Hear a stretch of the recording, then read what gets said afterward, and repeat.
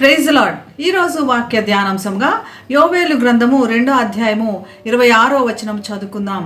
నా జనులు ఇక నెన్నటికి సిగ్గునొందరు. యోవేలు ప్రవక్త ప్రవచిస్తున్నాడు.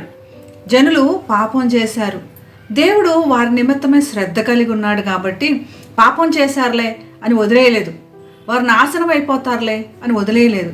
ప్రేమ కలిగిన తండ్రి ఏం చేశాడంటే, మనం తండ్రిలాగా ఎలాగైతే ఒక చిన్న బెత్తం తీసుకొని వారికి తెలియాలి, నొప్పి తెలియాలి అని బెత్తం తీసుకొని ఒకటి కొట్టినట్టుగా వాళ్ళకి శిక్ష విధించాడు.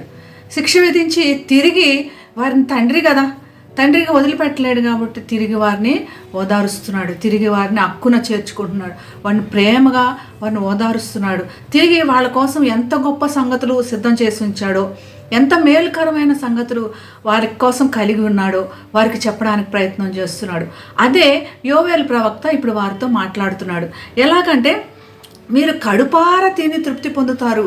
మీరు తప్పులు చేశారని మిమ్మల్ని ఎక్కడ శిక్షించాను అంటే మిమ్మల్ని ఎప్పుడు వదిలేయట్లేదు. మీరు కడుపారా తిని తృప్తి పొందుతారు. తృప్తి పొందేంత వరకు ఏ విషయమై కూడా మనిషికి తృప్తి ఉండదంట. కానీ తిండి తిన్న తర్వాత, కడుపు నిండిన తర్వాత అమ్మయ్య చాలు అంటారంట. దేవుడు మొదటగా ఏం చేస్తున్నాడంటే, కడుపు నిండా నిండేటట్లుగా వారిని ఆశీర్వదిస్తానంటున్నాడు. ప్రపంచంలో ఎన్నో దేశాల్లో ప్రజలు 3 రోజులకు ఒకసారి అన్నం తింటున్నారంట. ఇక్కడ దేవుడు ఏం వాగ్దానం చేస్తున్నారంటే, కడుపారా తింటారు, మీ కొరకు ఎంతో వింత కార్యాలు జరిగిస్తాడంట. అటువంటి కార్యం ఇది మా పట్ల జరుగుతుందా అని పోగొట్టుకున్న పంట అంతా, పోగొట్టుకున్నది ఏదైనా, నెమ్మది అయినా, శాంతి అయినా, ఆస్తి అయినా, సంపద అయినా, ఏదైనా కూడా తిరిగి ఇస్తాడంట. వీటన్నిటిని బట్టి దేవుని నామాన్ని మనం స్తుతిస్తాము. ఇంకెన్నటికి కూడా మీరు సిగ్గుపడరు అని దేవుని వాగ్దానం తెలియపరుస్తుంది. కనుక దేవుడిచ్చిన శిక్షకి లోబడి మన తప్పులు తెరుచుకొని దేవుడిచ్చే మహా గొప్ప ఆశీర్వాదంలో మనందరం సొంతం చేసుకుందాం. అటువంటి కృప దేవుడు మనందరికీ దయచేయనుగాక. ప్రార్థన చేసుకుందాం. పరిశుద్ధమైన యేసయ్య, నీ యొక్క మేలు మా కోసమైతే ఆచి ఉంచినందుకు నీకు వేలాది వందనాలు ప్రభువా.